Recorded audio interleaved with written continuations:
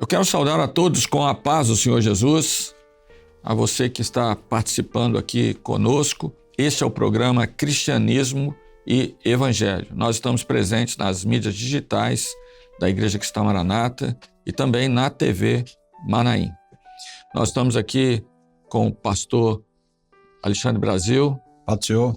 pastor Fernando Almeida, Paz do Senhor a todos os irmãos e amigos. pastor Luiz Eugênio. Paz do Senhor a todos.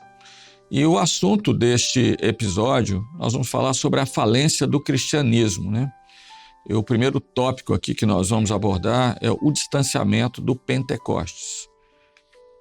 Nós vamos ler aqui a palavra em Lucas 24, 49, que diz assim: E eis que sobre vós envio a promessa de meu Pai. Ficai, porém, na cidade de Jerusalém, até que do alto sejais revestido de poder. Então nós vamos, a partir desse episódio, tratar de alguns pontos referentes à falência do cristianismo. Por quê? Porque o cristianismo está nessa condição falimentar, né? Sempre lembrando, né, que quando nós falamos de cristianismo, nós estamos falando de uma instituição, de uma sigla que reúne qualquer tipo de pensamento, seja teológico, filosófico, de alguém que se manifeste como cristão. Mas a falência do cristianismo está relacionada, dentre outros, né, a alguns pontos. O primeiro que nós vamos tratar aqui neste episódio é o distanciamento do Pentecostes. Nós vamos saber o que é isso. O segundo ponto é que o cristianismo alijou a operação do Espírito Santo. O cristianismo usa uma Bíblia sem revelação. Há uma cegueira profética e um cristianismo sem mistério.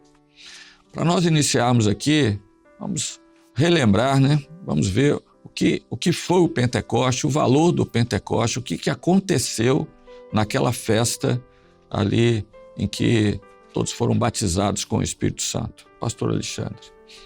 Vamos lá, a importância do Pentecoste, porque a inauguração da igreja foi pelo Pentecoste. Se você tivesse uma placa essa igreja foi inaugurada quando? Foi em Pentecoste. Até então, houve a morte de Jesus, a ressurreição, o momento que ele se apresentou aos salvos nesse período, né? Depois, após a ressurreição, ele apresentou apenas aqueles que eram da comunhão com ele, tanto é que a grande herança foi a comunhão. Agora vem, ficar em Jerusalém até que do alto sejais revestidos de poder, ou seja, o lugar nosso é no lugar profético, da profecia, da revelação, que é Jerusalém. Ficar ali. Aí veio o Espírito Santo e, a partir de agora, eles tinham uma mensagem dada por Deus, ou seja, a vida de Jesus foi para o Pai, mas a vida ele deixou, ou seja, o Espírito Santo. Então, a igreja agora, ela parte com a vida de Jesus. Então, ela começou ali, então ela não pode, e essa vida, ela vai continuar até quando terminar o momento que é a graça. A graça termina com o arrebatamento da igreja. Então o Espírito Santo começou, aquele começou a boa obra em vós, a aperfeiçoará até o dia de Jesus Cristo. Então a igreja foi arrebatada. Nesse tempo todo, o Espírito Santo tem que estar presente, que vai levar a igreja para a eternidade. Quando você fala assim, eu estou distanciando do Pentecoste, isso aí é uma destruição da estrutura da igreja. Ou seja, a igreja sem o Espírito Santo, sem o Pentecoste, ela se transforma em cristianismo, de um rótulo religioso com toda a estrutura e liturgia religiosa, mas sem a essência que é a vida. Então, eu tenho um culto, mas não tenho vida. Eu tenho salvação, mas não tenho vida eterna. Eu tenho Bíblia, mas não tenho revelação. Eu tenho culto, mas eu não tenho dons espirituais. Eu tenho discurso, mas não tenho palavra revelada. Quer dizer, distanciou do Pentecoste. Não existe sentido isso. Quando o Filipe, ele encontra com o eunuco lá em Atos, lá pouco antes da conversão, no capítulo, lá quando ele diz o seguinte, capítulo 8, 21, ele diz o seguinte: você entende o que você lê? Mas como é que eu vou entender se ninguém me ensina? Ou seja, o Espírito Santo é o ensinador. Quando você distancia do Pentecoste, você não acha Jesus na Bíblia, você não acha a revelação, você não acha vida, não acha eternidade, você não acha nada. Você vê um livro histórico com registro de muita coisa aqui, mas que não vai trazer nenhum benefício se você não tiver a vida contida nele. Ou seja, o Espírito Santo ele é essencial porque ele é vida da igreja. O Pentecostes, ele faz parte da igreja, ele é a inauguração da igreja. Então, quando o cristianismo se distanciou do Pentecoste, ele se distanciou de tudo que é essencial, se distanciou da vida, se distanciou da herança, se distanciou da eternidade, ficou no que está aqui nesta vida, o evangelho para esta vida, para resolver o seu problema material, de saúde, de cura, de família, do que for, e ponto final. Então, é a distância do profético. A promessa do Senhor Jesus, né? Primeiro ele falou para uma advertência, né? Ficar em Jerusalém, até que do alto seja revestido de todo poder. Mas antes um pouco, né, dele subir aos céus, ele deixou uma palavra, está em Atos 1:8, que diz assim: mas recebereis a virtude do Espírito Santo que há de vir sobre vós e semeis testemunhas, né? Tanto em Jerusalém como em toda a Judéia e Samaria até os confins da terra. Pastor Fernando, o que significa essa promessa, né, que foi cumprida no tempo de Pentecostes, ou seja, naquela festa de Pentecostes? O objetivo da virtude do Espírito Santo que viria sobre eles, né? Aquele grupo ali de 120 pessoas, né? Uma multidão, né, de 120 pessoas. O objetivo daquela descida, daquela virtude que os revestiria, era fazer deles testemunhas. Eles seriam testemunhas do Senhor aqui, né? O texto diz: ser-me-eis testemunhas tanto em Jerusalém como em Samaria, em toda a Judéia e até os confins da terra. Então, a igreja, ela testemunha de Jesus porque ela tem o Espírito de Jesus. João 10:17, Jesus diz assim: por isso o Pai me ama, porque dou a minha vida, ou seja, era o Espírito Santo que viria, né? Essa vida, Alexandre falou da vida, para tornar a tomá-la.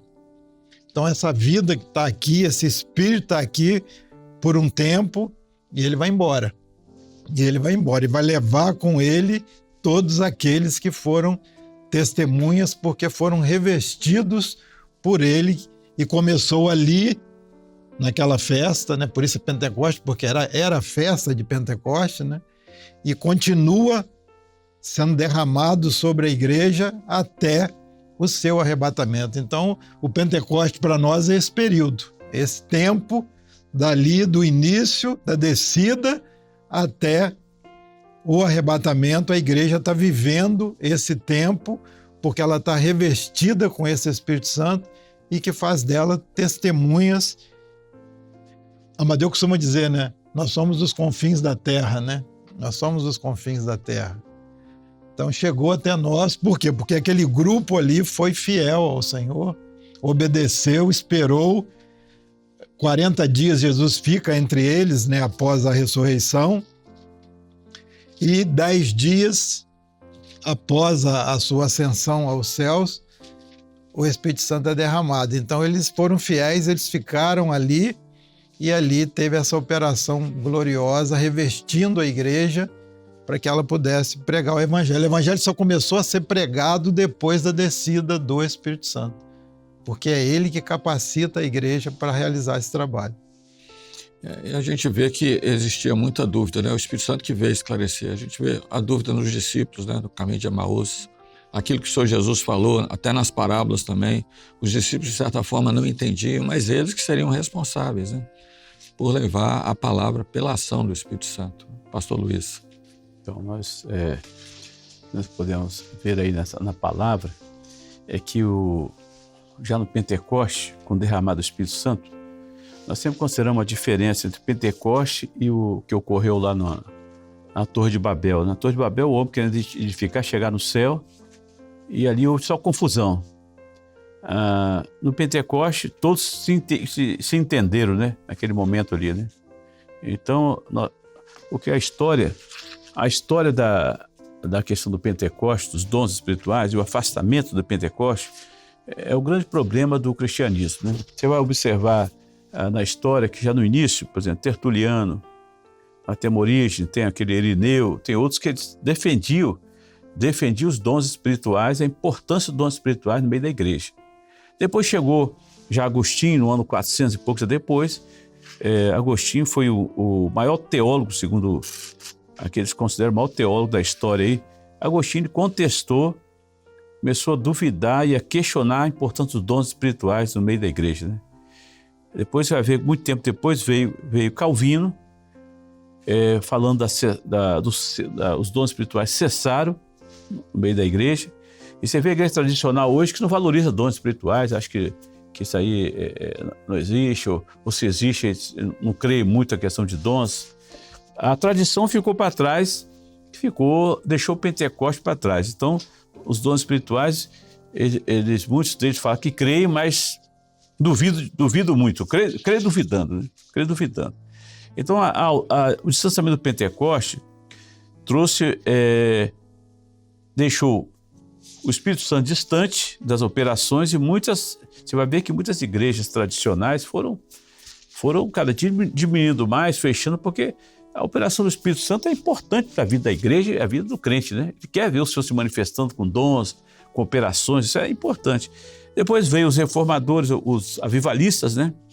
Ali, depois de Calvino, 1500 e pouco, fez os avivalistas, 1700 e pouco, 1800, já John Wesley, Moody, já outros pregando sobre dons espirituais, mostrando a necessidade dos dons espirituais. Depois chegando até os nossos dias, podemos dizer assim, já chegando em Daniel Berg, aquele Gunnar, que veio juntamente com ele para o Brasil, em 1900 e pouco, trazendo a questão dos dons espirituais aqui, que iniciou, podemos dizer, a história do pentecostal no Brasil nessa época, né? E hoje as igrejas aqueles que valorizam o Espírito Santo, a operação do Espírito Santo através dos dons espirituais, você vê que a diferença que ocorre exatamente nisso, porque se valorizar o Espírito Santo, fazendo assim um resumo rápido da história, a igreja, as pessoas precisam chegar numa igreja e ouvir o Espírito Santo falando, ver o Senhor se manifestando dons espirituais. É fundamental a importância isso. A pessoa quer ver Deus falando com ele.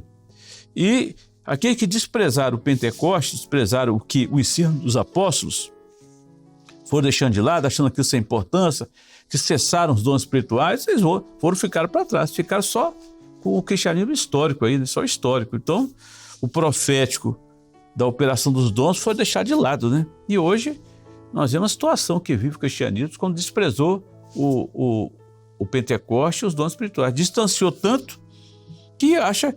Ele não pode falar que não existe porque está na Bíblia, né? Mas desvaloriza. Não dá valor nenhum aos dons. É o grande problema dessa hora, né? Alexandre fez uma colocação muito interessante, que se fosse fazer uma marca, né? A placa comemorativa, né, Alexandre, do início da igreja, né? Não existiria, né? Porque não começou com ninguém, começou com essa festa, né? Ou seja, a jornada da igreja. E o grande problema é desprezar tudo aquilo que o Senhor Jesus falou dela, e os profetas também, né? Joel fala, né? E há de ser que depois derramarei meu espírito sobre todos. Ou seja, era a profecia. Pedro lembrou dessa profecia, fez a primeira pregação ali, foi exatamente em cima da profecia de Joel, que eles alcançaram pelo Espírito também. Porque como que ele iria lembrar? Eles não alcançaram, né, os discípulos, assim como nós somos homens naturais, sem a ação do Espírito Santo, como a gente podia alcançar aquilo que Deus tem revelado nessa hora. Então, quando se deixa aquilo que é essa marca do início da jornada da igreja, você deixa tudo, né? Em Atos 2, 42, se não me engano, assim, e eles perseveravam na doutrina dos apóstolos, na comunhão, no partir do pão e nas orações, né? Esses são os 4 pilares de perseverança da igreja. E a comunhão está ligada exatamente a isso. Como você tem comunhão através do Espírito, né? O próprio Senhor Jesus disse, né? Eu enviarei o meu Espírito, não vos deixarei órfãos. Então, através da operação do Espírito Santo, nós temos o acesso ao Pai, né? Então, se nós distanciamos dessa operação, acabou o evangelho. Aí nós vamos realmente para um cristianismo, para algo que é natural do homem, da razão.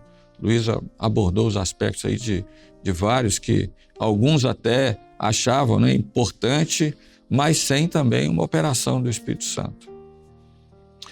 Eu gostaria de apresentar aqui apenas para nós fecharmos, não sei se algum companheiro tem alguma Só interessante, só para aproveitar, você falou uma coisa muito interessante aí. Pedro, quando ele faz referência a Joel, ele não ensaiou para fazer isso, né? Eu não acredito que Pedro tenha, não vou fazer as anotações, se vai vir um Pentecoste ali, eu vou fazer referência a Joel.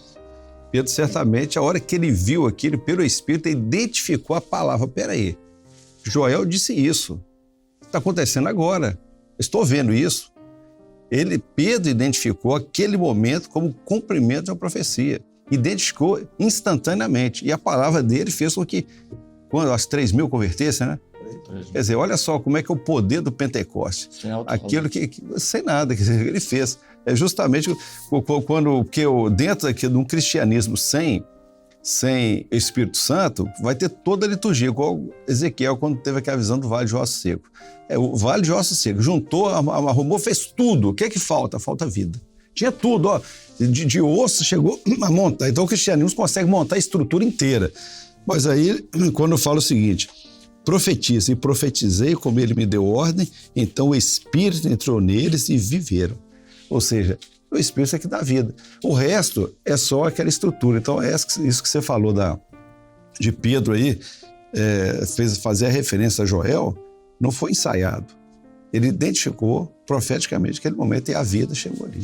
E há aquela citação que o pastor Gideoti sempre coloca: a igreja é mestra quando identifica pela palavra, pela operação do Espírito Santo, o momento que está vivendo. Pedro identificou que aquilo era algo muito especial, era um marcador profético de uma igreja que estava iniciando.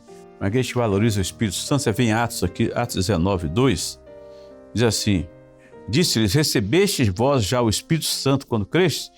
E eles disseram, nós nem ainda ouvimos que haja o Espírito Santo. Agora, eles quando creram, quem convenceu foi o Espírito Santo que convenceu. Mas eles não tinham recebido o batismo do Espírito Santo. Então aqui, olha só como os apóstolos valorizavam a questão do Espírito Santo, né? E o cristianismo desprezou o Espírito Santo, está desse jeito aí, né? Agora, a valorização do Espírito Santo, você vai ver em todo o livro de Atos, e os apóstolos como valorizavam as operações do Espírito Santo. E o Espírito Santo, quando falava, eles cumpriam. O apóstolo Paulo falou, aqui em Atos, você vai ver quando ele falou o seguinte, ele teve aquela visão para passa a Macedônia e ajuda-nos. E o Senhor falou com ele. Então, ele sempre mostrava, nesse livro de Atos, nos momentos que Paulo falava, a dependência do Espírito Santo, o tempo todo. Pô, o cristianismo não depende do Espírito Santo, mas não está dependendo do Espírito Santo para nada. Aqui, né? Não precisa ser Espírito Santo. E como que eles podiam testemunhar? Muita cultura, não precisa do Espírito Santo. O testemunho deles, né? Aqui fala em Atos 4:33. Os apóstolos davam com grande poder testemunho da ressurreição do Senhor Jesus. Só era possível dar o testemunho da ressurreição pela ação do Espírito Santo. E essa visão dele, passe a Macedônia e ajuda, que ele teve de um varão, né? Antes, por 2 vezes, ele foi impedido, assim, fomos impedidos pelo Espírito Santo. E quando a gente fala de governo do Espírito Santo, a dificuldade é porque tem que ter submissão. E é difícil a submissão. Você está embaixo de um governo que não é a sua vontade, que não é, né, aquilo que você gosta, aquilo que você sabe. Então, é o que o senhor falou com Pedro, ó, quando você for mais velho, outro vai te cingir e vai te levar para lugares que você não vai querer ir. Então, a dificuldade do governo do Espírito Santo, e é por isso que tem um afastamento, o cristianismo se divorciou, como a gente fala, é porque existe uma submissão que você tem que estar ali para que o projeto de Deus se cumpra, para que você possa ser testemunha desse evangelho que veio da eternidade para levar o homem de volta para a eternidade, né? Eu queria então fechar aqui, apenas apresentar um quadro, vai ser apresentado aí, os contrapontos, né? Cristianismo e evangelho eterno, né? Então, primeiro, o cristianismo ele tem origem na razão. Todos podem acompanhar aí, né? O Evangelho, a origem é eterna. O cristianismo é estático e histórico. O Evangelho eterno é dinâmico e profético. O cristianismo está baseado, né, balizado em argumentos humanos. O Evangelho eterno em argumentos proféticos. O cristianismo anuncia um projeto para essa vida. O Evangelho eterno anuncia um projeto de vida eterna. O cristianismo associa o homem, está associado ao homem e à sua razão. O Evangelho eterno está associado a Deus e à sua revelação.